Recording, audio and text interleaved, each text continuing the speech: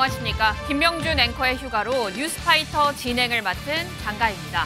내일이 입추라고 합니다. 정말 설마 가을이 맞긴 맞나 봅니다. 주식들이 추풍 낙엽이거든요. 요새 더워서 약속도 없고 저녁에 있는 삶이 펼쳐지고 있죠. 그런데 누가 그러시더라고요. 저녁이 있는 삶이면 뭐해? 비싸서 저녁거리 하나 없는데. 맞습니다.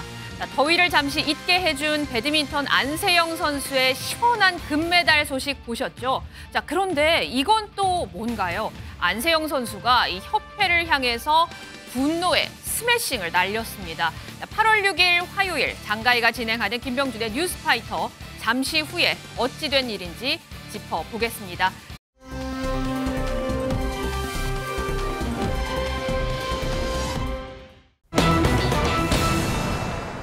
웃음과 눈물이 뒤섞인 금메달. 자, 이담 아나운서님, 정말 파리 올림픽이 하루하루 더해질수록 정말 열기는 더 뜨거워지는 것 같습니다. 네, 올림픽의 열기가 뜨거워질수록 저희 집 TV도 뜨거워지는 것 같습니다. 네. TV를 끌 틈이 없을 정도로 경기가 굉장히 다양하고 또 우리 선수들이 많은 경기에서 선전하고 있는데요. 특히 이번 올림픽의 하이라이트 중에 하나였던 양궁 같은 경우에는요. 우리 양궁 국가대표 선수들이 귀국을 했습니다. 금이 환영을 했는데 우리 선수들 어깨가 좀 무거워 보였습니다. 아주 메달들이 많이 걸려 있었기 때문인데요. 네. 금이 환영한 모습 영상으로 함께 보시죠.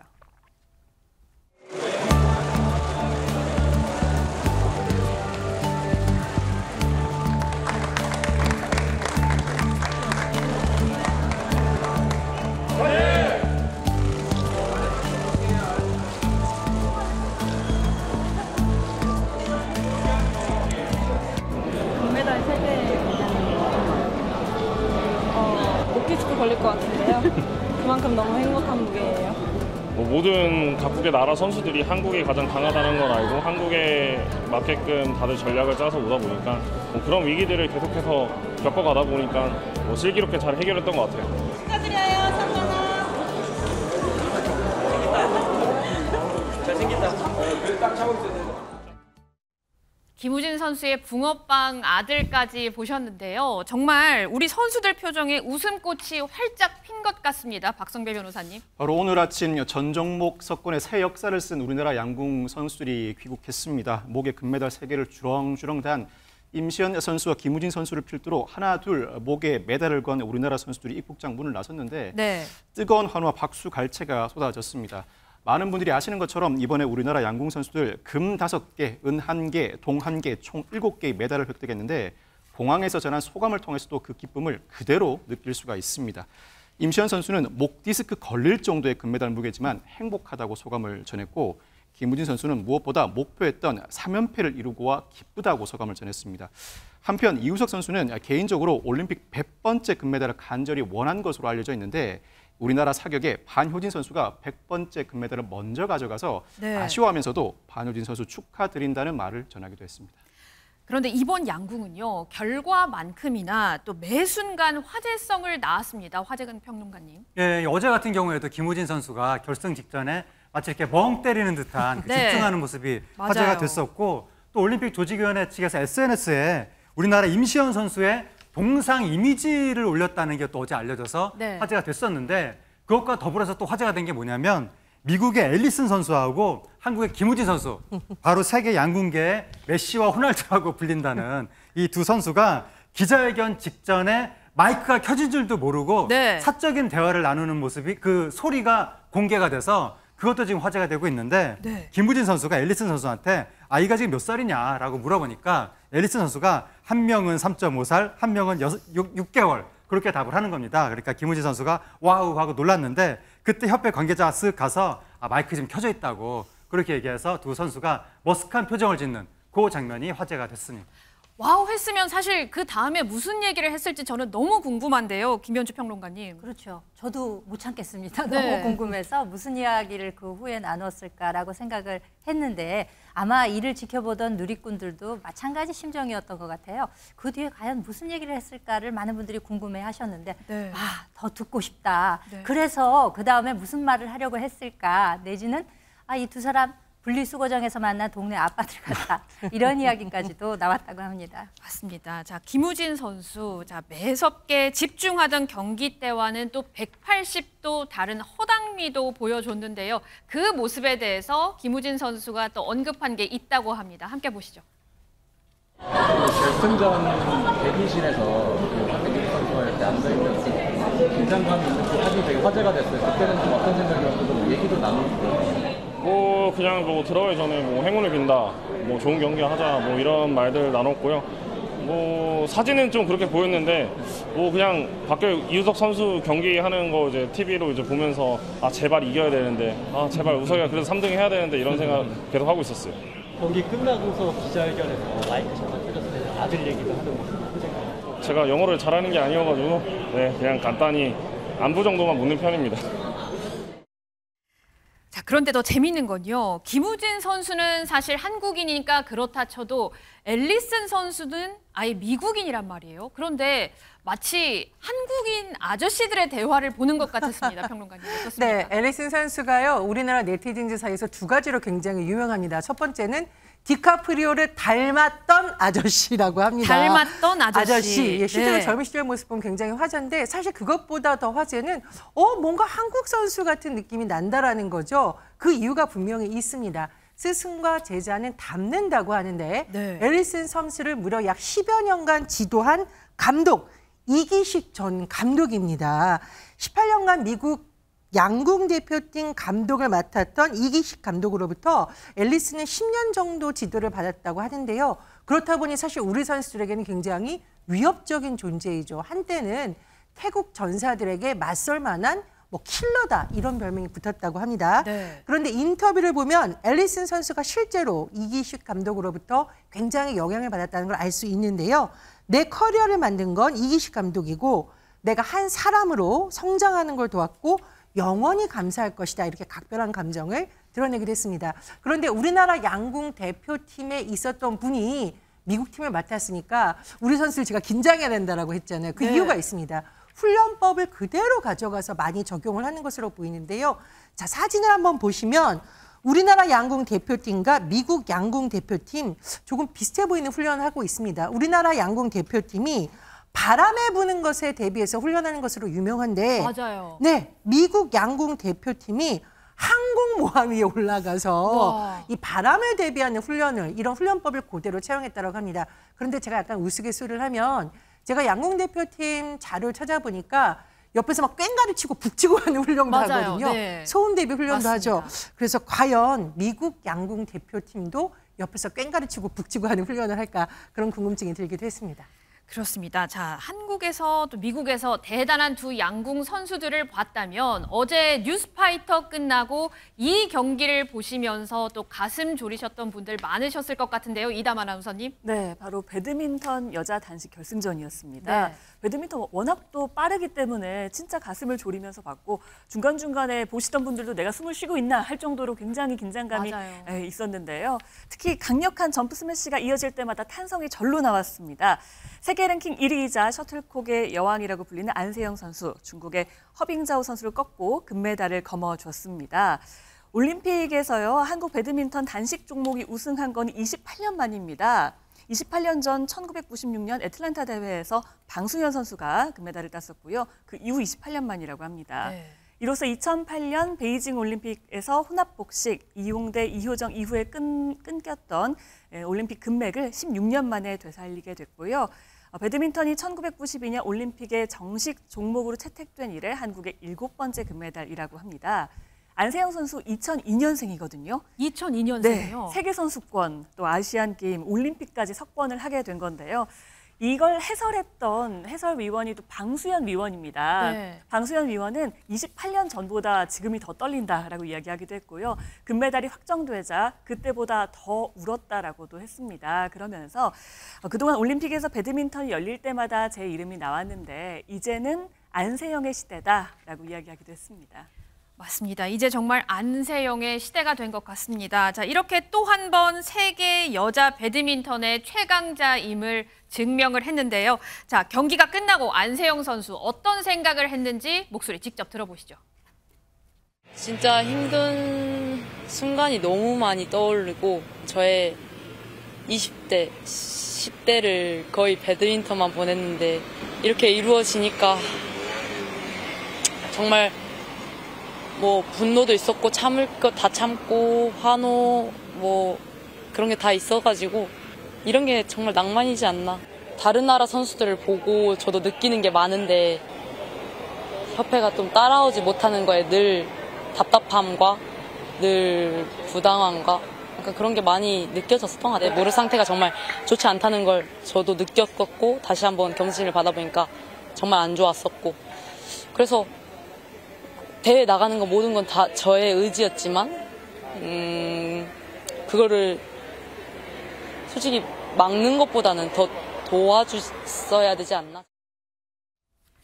겨우 22살의 나이에 이렇게 세계를 제패를 했다면 저 같으면 너무 기뻐서 방방 뛰고도 모자랐을 것 같은데 사실 여러분이 보셨듯이 안세영 선수의 표정이 그리 좋아 보이지는 않았습니다. 왜 그랬습니까? 전희연 평론가님. 예, 물론 금메달을 따서 기쁘기도 하겠지만 그동안 협회에 쌓여있던 비판적인 부분에 대한 작심 발언도 쏟아냈습니다. 네. 시상식을 마치고 취재진에게 여러 가지 본인이 실망스러웠던 부분 또 힘들었던 부분에 대한 소회를 털어놓은 것으로 보이는데요. 네. 일례로 2022 항저우 아시안게임 당시에 안세영 선수가 슬개건염 증세가 있었습니다. 그런데 여자 단식 결승전에 나갔고 무릎을 크게 다쳤는데요.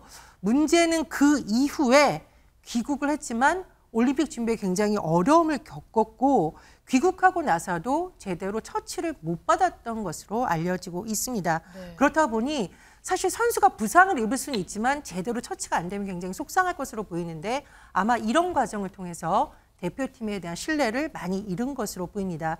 실제로 안세영 선수의 발언을 보면은요, 제 부상이 생각보다 심각했고 너무 안일하게 생각한 대표팀한테 많이 실망했었다라는 내용이 들어가 있고요.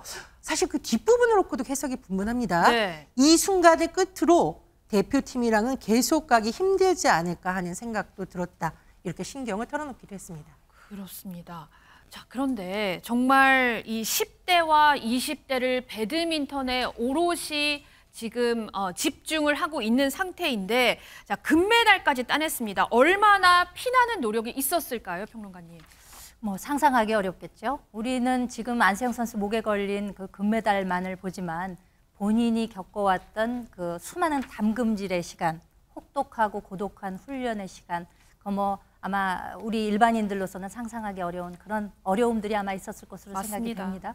운동선수에게 있어서 가장 치명적인 것 중에 하나가 바로 부상일 텐데요. 네. 부상이 있게 되면 협회 차원에서라든가 적절한 처치를 통해서 빨리 회복되도록 도와줘야 마땅한데 만약에 그 증상을 무시하거나 혹은 제대로 된 처치가 이루어지지 않을 경우 치료 시기를 놓치게 되면 이게 완전한 치유가 되지 않는 그런 점에도 이를 수 있기 때문에 안세영 선수 입장에서는 자신뿐만 아니라 다른 동료 선수들도 이와 같은 점에서 상당히 좀 아쉬움이 있었다라는 점을 솔직히 토로하기도 했거든요. 그러니까 오죽하면 안세영 선수가 이제 그런 얘기를 했어요. 우리 배드민턴도 양궁처럼 그렇게 어떤 선수가 나가도 메달을 딸 수 있을 정도로의 후원 내지는 지원이 있었으면 얼마나 좋았을까라는 생각 맞습니다. 이런 것도 토로를 했고요. 그리고 선수들에게 이번이 기회야라는 말만 할 것이 아니라 정말 그 적극적인 지원, 꾸준한 기회를 통해서 관리해주는 그런 것들이 좀 더 절실했었다라는 그런 아쉬움을 표하기도 했어요. 맞습니다. 자, 이렇게 배드민턴에는 부상 투혼에도 불구하고 메달 쾌거를 이뤄낸 안세영 선수가 있다면 사격팀에는 당찬 포부를 전해온 이 선수가 있다고 합니다. 화면으로 한번 만나보시죠. 제가 진정호 선수를 보면서 사격을 시작하게 됐는데요. 진정호 선수도 첫 올림픽을 군대에서 시작했다고 들었는데 저도 마찬가지로 군대에서부터 시작해서 앞으로 좋은 성적 내보겠습니다. 선발전도 제 경험이라 생각하고 그냥 한번 참가해본 경우인데 얼떨결에 올림픽에 나가게 될 수 있어서 정말 감회가 새롭고 파리에서 대한민국 선수가 제일 잘한다는 걸 보여주고 싶습니다. 지난 5월과 7월에 인터뷰를 하면서 자, 자신이 한국이 제일 잘한다는 것을 보여주고 싶다고 포부를 밝혔는데 직접 올림픽 무대에서 그걸 증명을 했죠, 하재근 평론가님. 네, 얼떨결에 경험 삼아 나가봤다가 선발전에서 국가대표가 됐다는 네. 이 조영재 선수가 사경 남자 25m 속사권총 부문에서 은메달을 획득했습니다. 정말 엄청난 실력을 선보인 대단합니다. 건데 특히 속사권총 부문에서 우리나라 사상 첫 메달의 주인공이 됐고 이 메달을 따면서 우리나라 사격 대표팀이 역대 올림픽 최다 메달의 기록도 이번 대회에 달성하게 됐습니다. 네. 그런데 또 이 조영재 선수가 화제가 되고 있는 게 뭐냐면 지금 군인 신분이거든요. 네. 군인 신분인데 메달을 따는 순간 병역 특례 대상이 되기 때문에 조기 전역 가능해지거든요. 그럼 빨리 제대를 할 수 있는 거죠? 네, 제대를 할 수 있는데 조영재 선수는 제대 그렇게 특례로 하지 않고 원래 다음 달 19일에 전역이 예정돼 있었는데 19일까지 그대로 나는 예정대로 군복무를 하겠다라고 네. 하면서 뭐 부대가 정말 좋아서 만기 전역할 만하다라고 또 얘기를 하기도 했는데 뭔가 군 동료들과의 의리를 먼저 생각한 것이 아닌가 네. 그렇게 생각이 됩니다. 정말 대단한 선수입니다. 만약에 하재근 평론가님이 저렇게 은메달을 땄고 제대를 앞두고 있는데 제대를 조기 제대 하시겠습니까? 아니면 끝까지 만기 전역 하시겠습니까? 보통은 군대에서 하루라도 빨리 나가고 싶어 한다는 게 네. 속설인데 정말 이 조영재 선수는 부대가 정말 좋아서 만기 전역할 만하다라고 뭔가 하여튼 쿨하게 얘기를 했는데 군인 정신도 상당한 것 같습니다. 정말 대단한 선수인 것 같습니다. 자, 이번 올림픽에서 또 많은 관심을 받고 있는 게 바로 탁구거든요. 자, 이번에 특별히 눈길을 끄는 선수가 있었다고 하는데요. 박성배 변호사님. 이번에 신유빈 선수를 비롯해서 우리나라 선수들 탁구 경기하는 모습을 보면서 손에 땀을 쥐기도 하고 감동하는 순간들도 많았습니다. 앞으로도 이 감동은 이어질 것 같은데 그런데 눈길을 끈 건 우리나라 선수뿐만이 아니었습니다. 탁구 여자 단체전 첫 경기에서 우리나라는 브라질을 꺾고 8강에 진출했는데 이때 우리나라 선수들을 상대로 경기한 브라질 선수 중에 크게 눈길을 끈 선수가 있었습니다. 오로지 왼팔로만 경기에 임한 브루나 알렉산드르 선수였는데 이 알렉산드르 선수는 패럴림픽에서 4개 메달을 따면서 이번 파리올림픽 국가대표로 선발됐습니다. 네. 이로써 이 선수 패럴림픽과 올림픽에 모두 출전하는 첫 브라질 선수가 됐습니다. 그렇군요. 자, 저 모습 자체만으로도 많은 분들께 희망과 감동을 줄 것 같은데 많은 응원을 받았다고요, 전희연 평론가님? 예, 제가 중계장면을 봤는데요. 우리나라 선수들에 대해서 해설하는 분들이 살짝 알렉산드로가 이겼으면 좋겠다라는 마음이 있는 거 아니냐 네. 싶을 정도로 이제 농담을 섞어서 많은 응원을 받았습니다. 알렉산드로 선수는 2경기에서 모두 패했지만 관중들로부터도 큰 박수를 받았는데요. 올림픽이라는 것이 결국은 메달 색깔도 물론 중요하겠지만 이렇게 아름다운 도전을 이어가는 모습도 정말 보고 싶다 이런 마음을 관중도 표현한 것 같습니다. 알렉산드로 선수는요. 태어난 지 3개월 만에 백신 부작용으로 혈전증을 앓아서 오른팔을 절단했고 하지만 네. 7살 때부터 탁구를 쳤다고 해요. 한 팔로 서브를 하는 것이 불가능하다고 생각했지만 네. 가능했다라고 했고 29살이 지금 됐는데 그동안 사실 국제 경기에서도 뛰어난 실력을 자랑했습니다. 2022년 브라질 챔피언십에서 우승을 했고요. 지금 우리가 보는 화면을 보면 패럴림픽뿐만 아니라 파리올림픽에도 출전했잖아요. 네. 어쨌든 여러분의 꿈을 절대 포기하지 말라라는 메시지를 직접 전달해 주는 선수들인데요. 또 굉장히 쿨합니다. 한국 선수들한테 지고 나서 아까워요 한 것이 아니라 한국의 실력이 너무 뛰어나다. 최고의 팀이다. 라고 했다는데 이 최고의 팀인 한국 탁구 여자 대표팀 오늘 밤 10시 8강전에 나섭니다. 국민 여러분들 오늘 밤에 다시 한번 시선이 탁구팀에 집중될 것 같습니다. 맞습니다. 저희 뉴스파이터도 함께 응원을 하겠습니다. 자, 오늘 밤에도 정말 응원 열기가 뜨거울 것 같은데 자, 정말 이번 올림픽에서는 유독 드라마 같은 일들이 많이 펼쳐지는 것 같습니다. 바로 이곳에서도 말입니다. 영상 보시죠. 계속 대표팀을 하면서 7년 동안 메달이 없었어요. 조금 자신이 없었어요. 사실은. 그 중간에 그만두고 싶었던 순간들도 정말 많았는데 그냥 계속 하다 보니까 된 것 같습니다. 근데 네, 이제 시작이라고 생각을 해요. 메달 따고 이제 저희 순철쌤한테 우리가 이렇게 해냈다라고 말하고 싶었어요. 근데 그때 못해서 지금 할 수 있게 된 것 같아서 기쁘고 네, 저렇게 여린 선수가 어떻게 복싱으로 동메달까지 따게 됐는지 정말 대단한 것 같은데요. 자, 정말 여자 복싱에서는 첫 메달이 나온 거라고요, 하재근 평론가님. 그렇습니다. 첫 메달이고 이번에 동메달의 주인공이 됐는데 저 동메달을 따게 된 저 인터뷰 모습도 굉장히 감동적인데 네. 동시에 또 아주 의외의 에피소드를 전했거든요. 의외의 네, 이매지 선수가 뭐라고 그랬냐면 북한 선수랑 대화를 나눴다는 거예요. 북한 선수는 로봇 같은 줄 알았었는데 대화를 나눴다는 겁니다. 네. 바로 북한 선수 중에서도 북한의 권투 영웅이라는 방철미 선수하고 대화를 나눴다고 사연을 전했는데 방철미 선수를 선수촌 웨이트장에서 만났다고 합니다. 네. 딱 만났는데 방철미 선수가 파이팅해라 그렇게 얘기를 했다는 거예요. 그래서 이매지 선수도 같이 힘내자고 그렇게 얘기를 했다고 합니다. 그렇군요. 자, 김현주 평론가님, 사실 북한 선수들은 올림픽 내내 좀 표정도 조금 굳어있고 그런 표정이었는데 카메라가 없는 곳에서는 또 자연스럽게 얘기를 또 하고 그런가 봅니다. 그러니까 여자 복싱 54kg급의 이제 같은 동급 선수예요. 네. 그러니까 방철미 선수도 역시 똑같이 준결승에 진출을 하게 됐는데 같은 급수에 같은 체급에 같은 종목. 그러니까 아마 그 카메라가 없는 곳에서는 둘이 얘기를 했던 모양이에요. 우리가 꼭 이겨서 결승에서 만나자 네. 이런 이야기를 했는데 아쉽게도 이매지 선수와 마찬가지로 북한의 방철미 선수 역시도 중국의 창위안 선수에게 판정패를 당하는 바람에 준결에서 이제 3등에 머무는 좀 아쉬움을 남기는 했습니다만 그래도 두 선수가 만약에 이겨서 정말 결승에 진출해서 결승전에서 맞붙었다면은 최초의 남북 여성 그 복싱 대결이 펼쳐지지 않았을까라는 생각도 해보게 되고요. 이렇게 이제 서로 스스럼 없이 이기자라는 대화 내용을 공개하기도 했는데 이제 내일 결승전이 있게 됩니다. 네. 결승전이 끝나게 되면은 3위 단상에 나란히 서서 동메달을 받게 될 것으로 기대가 되고 있습니다. 아, 그러면은 남과 북이 같이 3위 단상에 이렇게 올라가게 그렇습니다. 되는 거군요. 네. 정말 이 금메달을 놓고 남북이 승부를 벌였다면 얼마나 좋았겠습니까만 남과 북이 함께 이 3위 단상에 오르는 것만으로도 우리 국민들에게는 큰 힘이 될 것 같습니다. 자, 지금 시간 4시 22분 지나고 있고요. 여러분은 평일 오후 4시부터 5시 뉴스파이터와 함께하고 계십니다.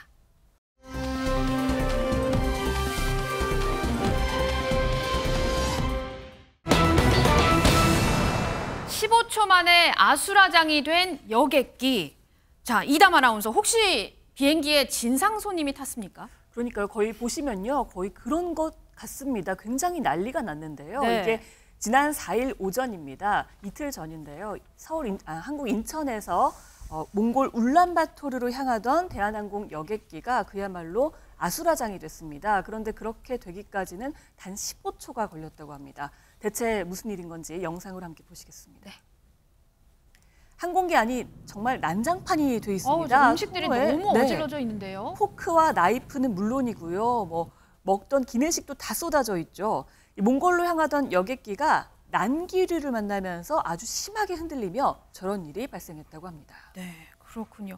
자, 김현주 평론가님, 식사 시간인 것 같은데 그렇죠. 정말 아수라장이 된 것 같습니다. 그러니까 인천을 떠나서 몽골로 향하던 대한항공 여객기가 고도 34,000피트에서 중국 텐진 상공이었다고 합니다. 네. 뇌우, 요즘에 이게 날씨가 굉장히 좀 변화무쌍하잖아요. 맞아요. 천둥번개 치고 막 벼락 치고 이런 뇌우를 피해서 가다가 난기류에 맞닥뜨리게 된 겁니다. 그래서 이 여객기가 마치 롤러코스터처럼 막 저렇게 지금 급강하, 상승 이렇게 하는 시간이 있었고 때마침 벨트를 메고 있었던 분들은 괜찮았는데 네. 벨트를 매지 않고 있던 승객들은 천장에 머리를 부딪히기도 했고 네. 또 하필이면 그 당시가 이제 식사 시간이었던 모양이에요. 그러니까 뭐 저렇게 뭐 온통 난리가 나고 음식이 심지어는 천장에 가서 붙어 있는 광경까지도 세상에. 목격이 될 정도로 네. 완전 정말 난장판의 아수라장이 되고 말았습니다.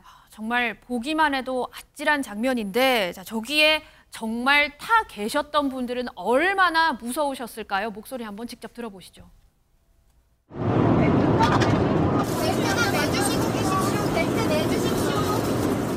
이 방송이 나오더라고요. 앉으라고. 한 1, 2분 지났을까? 네. 음식이 허공에 붕 뜨는 게 눈으로 슬로우 모션처럼 보이더라고요. 놀이기구 타는 것처럼 이제 이렇게 울컥했는데 좌석에 앉아있던 승객이 안전벨트를 안 하고 있다고 하더라고요. 이 승객도 위로 떴다가 갑자기 확 앉았다고 하더라고요. 먹고 있었는데 넘어지고 엉망되고 옷에 네네. 튀고 막 천정에도 그게 막 튀고 그랬죠. 정말 보기만 해도 아찔하고 듣기만 해도 너무 무서운데 자, 보통 식사 시간에 비행기 타보신 분들 아시겠지만 뜨거운 차나 커피도 같이 그 승무원분들이 나눠주신단 말이죠. 자, 그런데 이 비행기가 난기류를 만나서 흔들렸으면 정말 이 뜨거운 커피를 쏟거나 한 분들도 계셨을 것 같은데 어떻습니까? 하재근 평론가님. 다행히 지금 그런 얘기는 나오지 않고 있거든요. 네. 그러니까 사람이 공중에 떴다가 떨어진 거잖아요, 사실상. 그렇죠. 그러니까 상당한 충격이 있었을 텐데 지금 승무원 4명, 승객 10명 정도가 목과 허리에 통증을 호소해서 착륙 직후에 진료를 받았다는 얘기만 나오고 있거든요. 네. 그러니까 천만다행으로 심각한 부상자는 없는 것 같은데 저 당시에 만약에 말씀하신 것처럼 뜨거운 음료라든가 뭐 컵라면이라든가 이런 뜨거운 액체라든가 또 날카로운 물체 이런 게 있었으면은 더 큰 어떠한 피해도 있었을 것 같은데 다행히 그런 일들은 없었던 것 같습니다. 아유, 천만다행입니다. 자, 그런데 최근에 난기류 이런 얘기들이 뉴스에서 계속 나오고 있거든요. 그런 건 왜 그런 겁니까, 박성배 변호사님? 항공업계에 따르면 다름 아닌 기후 변화로 이 난기류가 기후변화. 자주 발생하고 그 강도도 세지고 있다고 합니다. 네. 실제로 지난 1분기 국적사 항공기가 만난 난기류가 1년 전보다 80% 늘었다고 하는데 이에 따라 대한항공 앞으로 기내 안전사고를 예방하기 위해서 기내 서비스 종료 시간을 기존 착륙 20분 전에서 40분 전으로 20분 앞당기기로 했고 네. 오는 8월 15일부터는 장거리 국제선에 제공하던 일반석 컵라면 서비스도 중단하기로 했습니다.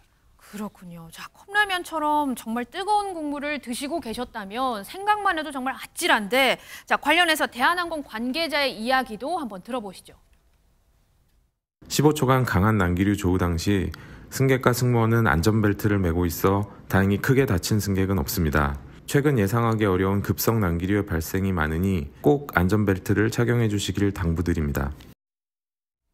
네, 정말 항공사 관계자 얘기처럼 꼭 안전벨트 매야겠습니다.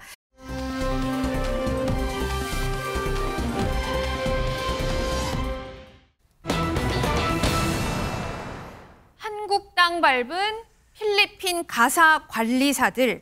자, 오늘 오전에 인천국제공항을 통해서 입국한 사람들 올림픽 전사뿐만이 아니라 이분들도 있었다고 합니다. 이담 아나운서님. 네, 필리핀 가사관리사 100명이 입국을 했습니다. 서울시와 고용노동부가 외국인 가사관리사 시범 사업을 추진하는데요. 여기에 참여하는 분들입니다. 네. 오늘 오전 7시쯤에 인천국제공항을 통해서 입국을 했는데요. 당시 장면이 영상으로 준비가 되어 있습니다. 영상 함께 보시겠습니다. 필리핀을 상징하는 색깔 중 하나인 파란색으로 단체복을 맞춰 입고 입국장을 나오는 100명의 필리핀 가사관리사들입니다. 마닐라에서 인천까지 이른 시간 4시간가량 비행 후에 피곤할 법도 한데요. 얼굴에선 설렘도 느껴지고 모두가 웃고 있는 모습이죠. 취재진에게 먼저 인사를 건네기도 하고요. 손하트로 인사하는 사람들까지 모두 밝은 모습을 보였습니다. 네, 그렇습니다. 이 필리핀 가사 관리사 분들의 목소리도 한번 직접 들어볼까요?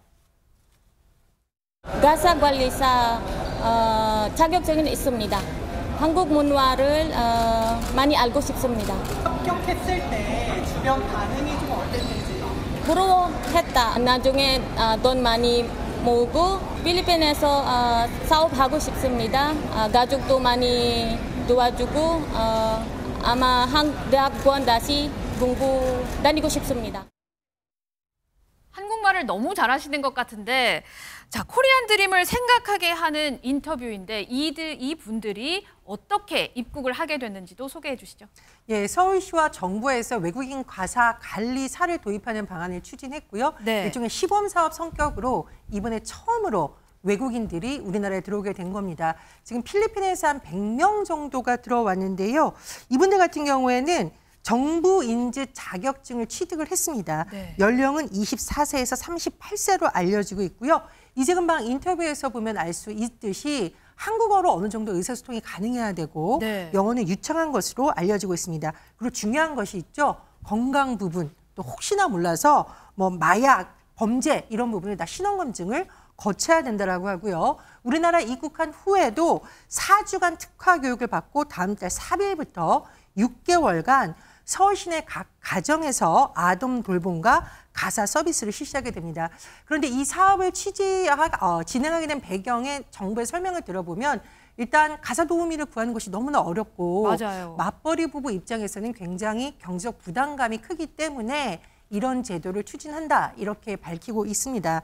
다만 일각에서는 우려의 목소리도 나오고 있는데요. 첫 번째는 이게 업무가 너무 모호하다 이런 지적도 나오고 있고요. 또 일각에서는 외국인 여성 노동자에 대한 인권보호 장치가 조금 더 보완돼야 된다 이런 주장도 나오고 있는 상황입니다. 네. 그런데 이 외국인 가사 관리 서비스는 어떤 분들이 이용을 하게 되는 건지도 한번 설명해 주시죠. 네, 서비스가 가능한 그 이용 대상들을 소개를 해드리면요. 서울에 거주하고 있는 가구 가운데 12세 이하 자녀, 그러니까 출생인 기준으로 2011년 7월 18일 이후에 출생한 자녀가 있거나 네. 혹은 출산 예정인 가구를 대상으로 하고 있습니다. 이미 지난달 7월 17일부터 신청을 받기 시작해서 오늘 오후 6시에 마감이 된다고 하고요. 서울시에 따르면은 한부모 가정, 또 다자녀, 맞벌이를 하고 있거나 임산부가 있는 가정 순으로 우선 선발된다고 합니다. 그렇군요. 그런데 가장 궁금해하실 내용이 이분들을 만약에 우리 가정에 고용을 했을 때 얼마 정도 월급을 드려야 하는지 이 부분도 굉장히 궁금한데요. 박성배 변호사님. 이 가격은 시간당 최저임금의 4대 보험 등을 산입해 산정합니다. 이에 네. 따라서 주 5일 4시간 이용 시에는 119만 원이고 주 5일 8시간 이용 시에는 238만 원입니다.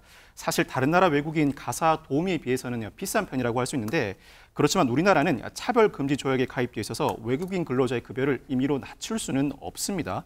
또 설거지는 되지만 요리는 안 되고 청소기는 되지만 손걸레질은 안 되는 등 일 범위의 모호함면은 분명히 있는 만큼 이 서비스를 이용하실 분들은 사전에 잘 알아보실 필요가 있습니다. 맞습니다. 제가 아까 이게 궁금해서 한번 취재를 해봤더니 아이 식기는 씻으실 수 있고 또 어른의 식기도 씻을 수는 있지만 어른의 음식 조리는 또 할 수 없다. 이렇게 업무가 살짝 좀 모호한 게 있고 청소는 해도 되는데 또 이분들에게 손걸레질은 또 이렇게 하게 하면 안 된다. 또 이런 얘기들이 있더라고요. 그래서 업무가 사실 좀 모호한 만큼 이분들의 좀 고충 해결이나 좀 현장에서 생길 갈등을 좀 대비해서 인권 보호 장치도 마련이 돼야겠습니다.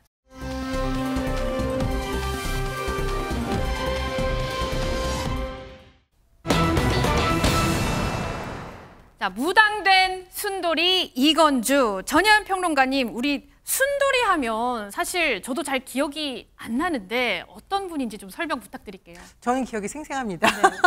나이차가 느껴지죠. 한지붕 세가족이라는 드라마 혹시 기억나십니까? 한 주택 안에서 세 가족이 사는데 모든 가족의 에피소드가 재미있지만 특히 이 순돌이네. 네. 이 순돌이가 굉장히 아역 스타로서 주목을 받았죠. 이 순돌이를 연기한 배우 이건주 씨에 관한 이야기를 한번 소개해드릴까 합니다. 네, 얼굴 보니까 알 것 같아요. 딱 이제 아시겠죠? 네. 아, 순돌이 하실 겁니다. 그런데 이건주 씨 도대체 어떻게 지내나 궁금했을 텐데요. 이건주 씨가 최근에 경기도 하남에 있는 한 굿당에 있는 모습이 공개가 됐습니다. 굿당에서요? 그렇습니다. 네. 어떤 내용이냐면요. 이건주 씨는 강남 도안 선생이라는 분에게 내린굿을 받고요.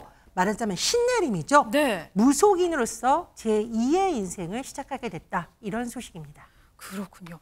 자, 영화나 드라마에서 무속인 역할을 맡은 게 아니라 실제로 정말 이건주 씨가 무속인이 됐다는 거죠, 하재근 평론가님? 네, 진짜로 무속인이 됐다는 겁니다. 네. 얼마 안 됐는데, 많이 안 지났는데 바로 지난주 금요일에 내린굿을 받았다는 거예요. 네. 며칠 안 됐거든요. 그래서 그 며칠 사이에 진짜 무속인이 됐는데 내림굿을 받은 이유에 대해서 이건주 씨가 이렇게 얘기를 했습니다.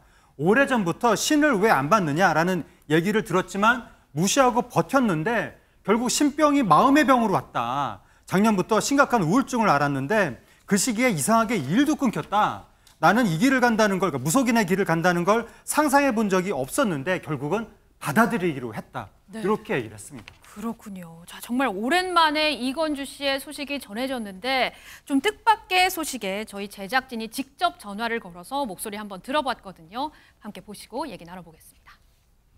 이상하게 작년 12월 달부터 방송 섭외나 이런 게 들어와도 뭐 점사 보는 프로 이런 것만 들어왔었어요. 이제 무당 선생님들 만날 때마다 너는 신기가 있는데 왜 신내림을 안 받냐, 너는 무당이 되어야 될 팔자다, 계속 그렇게 말씀을 하시는 거예요. 그래서 맨 처음에 이제 그거를 이제 신경을 안 쓰고 있었는데, 제가 작년이랑 재작년에 좀 우울증이 되게 심하게 왔었어요. 그게 저한테는 이제 신병으로 온 거죠. 그러니까 살면서 그렇게까지 우울증을 크게 겪은 적이 없었거든요. 알고 봤더니 그게 신병이었고, 방송도 다 끊기고요. 간간히 하던 방송도 아예 안 되고, 집안 가족분들도 되게 힘들어 주시고 막 이러니까 그냥 이제 내가 이 길을 가야겠다. 되게 신기하게 되겠습니다, 무당 되겠습니다 라고 딱 마음 먹은 순간부터 되게 좋아졌고요. 마음이 좀 많이 편해졌어요. 좀 신기하죠. 이걸 어떻게 말로 설명을 못하니까. 이건주 씨가 저렇게 짧게 얘기를 하긴 했지만 정말 오랜 시간 동안 또 고민과 고통이 좀 있었을 것 같습니다. 김현주 평론가님. 그러니까 막상 일이 이렇게 되고 나서 본인도 채 몰랐던 사실을 알게 됐다는 거예요. 그렇죠.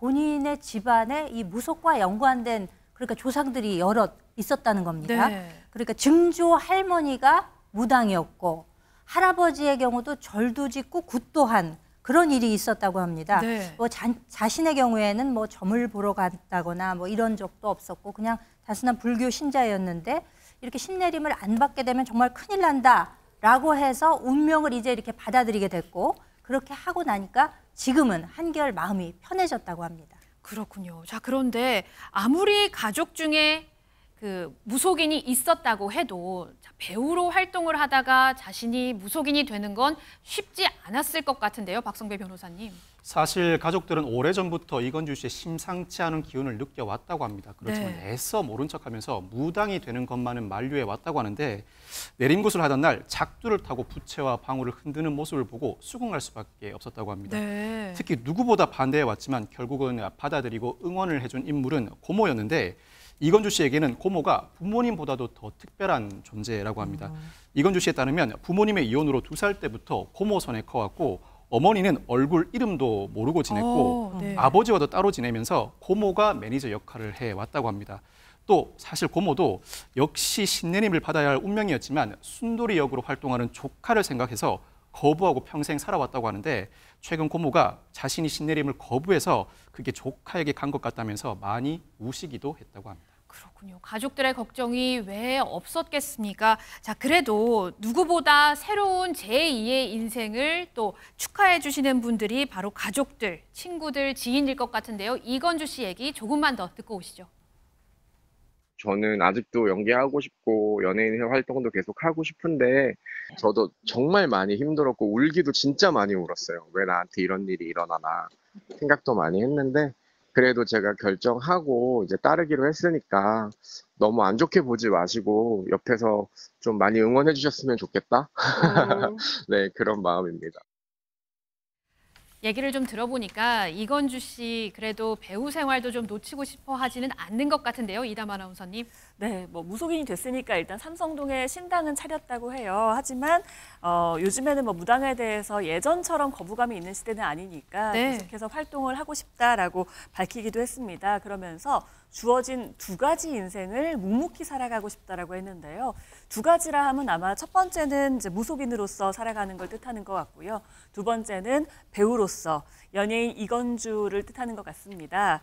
그리고 또 이건주 씨는요, 사실 트롯 순돌이라는 별명도 있거든요. 노래도 잘하시나 봐요. 네, MBN의 트로트 오디션 프로그램에 참가해서 굉장히 뛰어난 노래 실력을 보여주기도 했고요. 무대 매너도 굉장히 재밌게 무대를 이끌어 나가서 많은 사랑을 받기도 했고, 당시에 이미 다 컸지만 많은 분들이 기억하는 순돌이 이미지가 있어서 네티즌들이 우리 순돌이 그러면서 굉장히 응원을 하기도 했었습니다.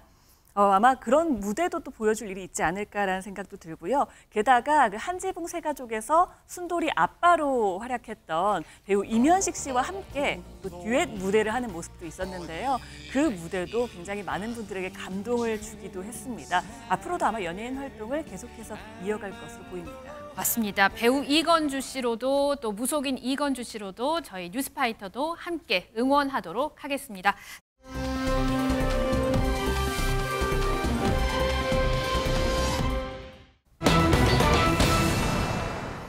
산에서 돈다발이 우수수. 자, 산에서 돈다발이 떨어진다고요? 이담 아나운서님. 그러니까요. 산에서 무슨 나무에서 돈이 떨어지는 것도 아니고요. 땅을 팠더니 갑자기 돈이 나온다? 대체 이게 무슨 일일까 싶은데요. 뭐 꿈 같은 그런 좋은 일은 아닌 것 같습니다. 영상으로 함께 보시겠습니다. 어두컴컴한 밤에 야산에서 누군가 삽으로 땅을 팝니다.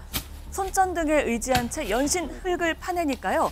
어떤 비닐에 쌓인 물체가 하나 나옵니다. 비닐이 끄집어내지죠. 저 비닐이 굉장히 여러 겹으로 포장이 돼 있는데 저거를 뜯어내자 검은색 가방이 하나 나옵니다. 저 가방 안에는요.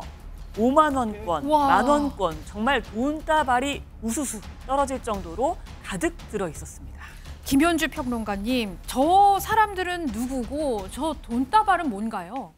그러니까 삽으로 땅을 파고 있던 분들 있잖아요. 이분들은 다름 아닌 경찰이었습니다. 경찰이군요. 네. 유명 보안업체 직원인 40대 남성이 훔친 돈을 숨겨놓았던 곳에 묻혀져 있던 돈을 파내고 있었던 것인데요.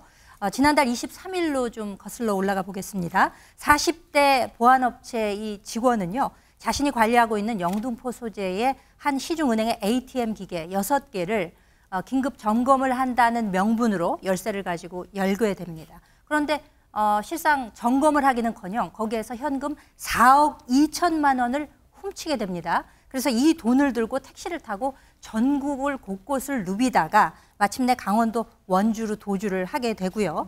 경찰들은 이미 CCTV를 통해서 이 도주로를 확보하고 이미 현장에서 대기하고 있던 상태였습니다. 그런데 이 해당 남성은 그 인근 야산에 묻어놓았던 돈을 찾기 위해서 현장을 찾았다가 현장에서 긴급 체포되게 됩니다. 아니, 지금 말씀하셨을 때 보안업체 직원이라고 했는데 보안업체 직원은 자, 이렇게 도둑질을 하면 막아주고 그런 사람인데 어떻게 보안업체 직원이 도둑질을 합니까? 하재근 평론가님. 그러니까요. 돈을 지키라고 보안업체 직원을 뽑아놨더니 그 사람이 돈을 훔친 거예요.